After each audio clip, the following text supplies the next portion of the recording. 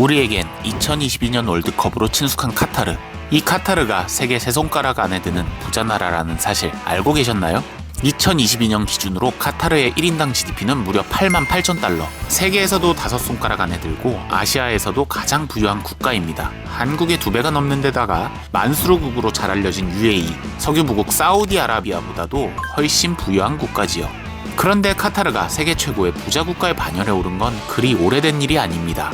원래 카타르는 별다른 존재감 없던 변방의 반도 국가였습니다. 2000년대 초반까지만 해도 UAE보다 못 사는 그저 그런 아랍의 산유국 중 하나였지요.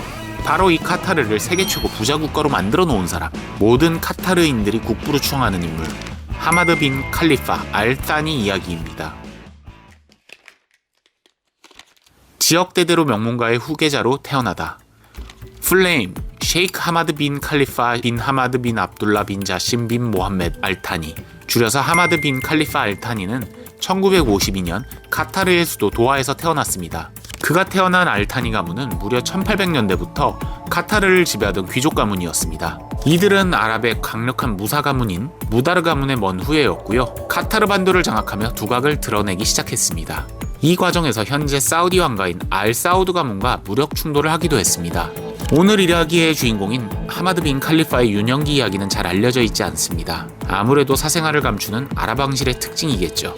그는 1971년 영국의 왕립 육군 사관학교를 졸업하고 카타르에서 육군 중령으로 첫 경력을 시작합니다.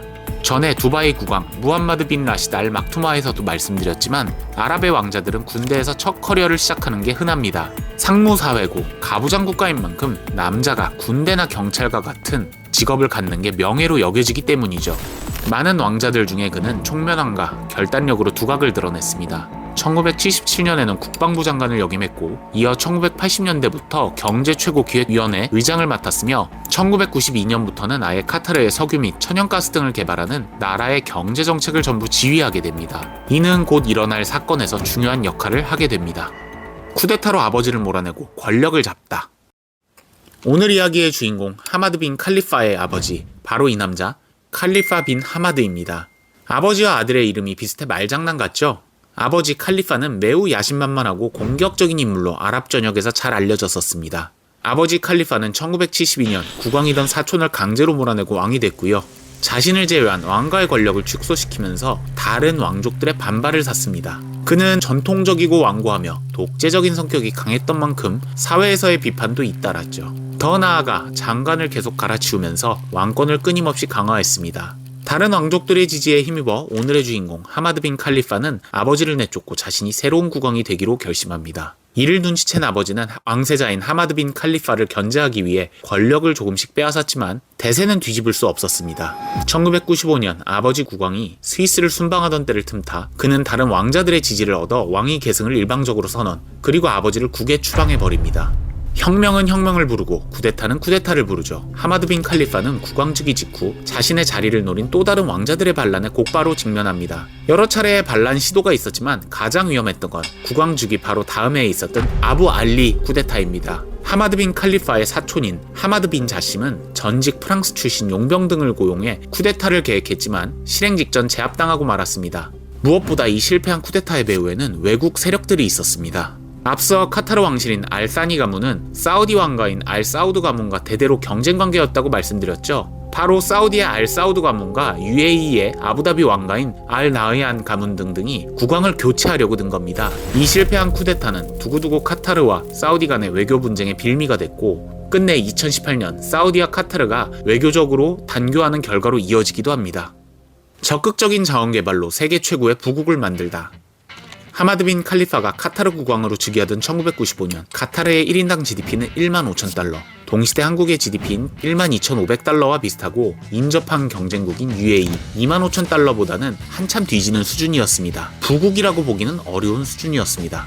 1980년대부터 카타르의 경제정책에 관여했던 그는 국왕 즉위 직후 카타르 전역의 풍부한 가스전을 공격적으로 개발하기 시작합니다. 세계에서 세 번째로 큰 가스 매장량을 활용해 LNG 수출량을 공격적으로 늘려나가기 시작한 것이죠. 카타르 시민권자가 당시 10만 명도 안 됐던 만큼 이런 가스 개발의 효과는 즉시 급격한 GDP 상승으로 연결됐습니다. 이렇게 늘어난 국부 또한 현명하게 재투자했습니다. 카타르 투자청을 설립해 수백조 원을 운용자산으로 삼아 전 세계의 유망 펀드와 기업들에 투자했습니다. 우리에게 이강인 선수로 잘 알려진 프랑스 명문 축구 클럽 파리 생제르맹을 포함해 루이비통 모에 헤네시 그룹의 지분, 주요 투자은행인 크레딧 스위스와 바클레이즈, 폭스바겐, 지멘스 등 유망 기업에 투자하며 석유 천연가스 일변도의 국가 산업 구조를 다변화하려 시도했습니다. 그 결과 카타르의 1인당 GDP는 2013년 하마드 빈 칼리파 즉위 마지막 해에 무려 10만 달러에 달하며 세계 1위에 오르기도 했습니다. 이후 룩셈부르크, 노르웨이 같은 경쟁국에게 1위 자리를 내어주기는 했지만 현재도 카타르는 세계에서 손꼽히는 부국의 지위를 유지하고 있습니다. 아랍의 CNN, 알자지라. 그의 집권기에 돋보이는 또 다른 업적은 미디어 산업입니다. 원래 사우디계 언론사인 오빗 커뮤니케이션과 BBC의 합작 기업으로 출발한 방송사 알자지라는 사우디 정부의 심기를 거슬러 폐쇄 위기에 처했습니다. 카타르 국왕 하마드 빈 칼리파는 대형 언론사를 보유한 게 국가 경쟁력 강화에 큰 도움이 될 거라고 판단하고 1996년 파격적인 투자를 약속하며 알자지라의 본부를 사우디에서 카타르 도하로 옮겨오는 데 성공했습니다. 알자지라는 왕정 국가에서 운영하는 언론사임에도 불구하고 매우 높은 언론 자유도와 깊이 있는 심층 기사로 아랍 전역에서 폭발적인 인기를 끌었습니다. 특히 1998년 걸프 전쟁, 2001년 아프가니스탄 전쟁, 2003년 이라크 전쟁 등 중동과 서남아시아 지역의 굵직한 전쟁에서 CNN, 폭스뉴스, 로이터와 같은 글로벌 미디어를 앞지르는 취재력을 보여주며 명실성부한 아랍 최대의 언론사로 부각됐습니다. 서양인들에게 알자지라는 아랍의 CNN이라는 이름으로 잘 알려져 있습니다. 그러나 카타르인들은 자부심 묻혀 다음과 같은 이야기를 합니다. CNN이 미국의 알자지라다. 우리가 CNN보다 훨씬 공정하고 깊이 있는 보도를 하고 있다. 라고요. 중동 외계의 키플레이어로 자본과 언론의 힘, 이 두 개를 얻은 하마드 빈 칼리파 국왕은 중동 아랍의 키플레이어로 그리고 손꼽히는 외교 중재자로 맹활약하기 시작했습니다. 무엇보다 카타르라는 나라는 1992년부터 미군이 주둔하고 있고 현재 중동 지역 최대 미군 기지가 있을 만큼 정치적으로는 미국과 긴밀하지만 한편 국가 내에는 손꼽히는 이슬람 극단주의 세력도 많이 존재하는 모순적인 국가입니다.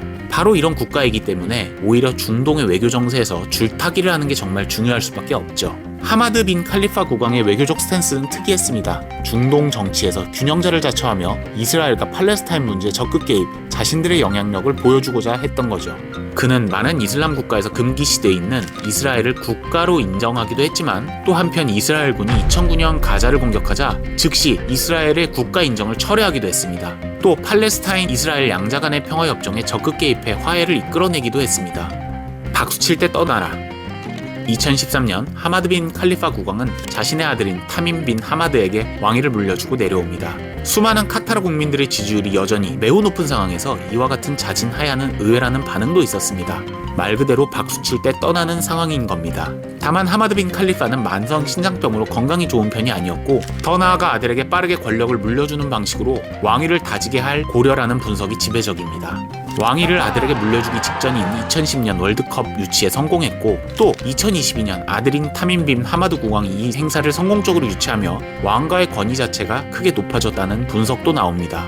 아들인 타민 국왕도 아버지의 기조를 유지하며 꾸준히 안정적인 국정 운영을 이어오고 있습니다. 여전히 카타르가 아시아에서 가장 부유한 나라라는 타이틀을 이어올 수 있는 배경이 된 거죠. 오늘은 카타르의 국부 하마드 빈 칼리파에 대해 알아보았습니다. 혹시 다음 화에서 다루어야 할 인물이 있다면 댓글로 추천 부탁드립니다. 유태양 작가였습니다.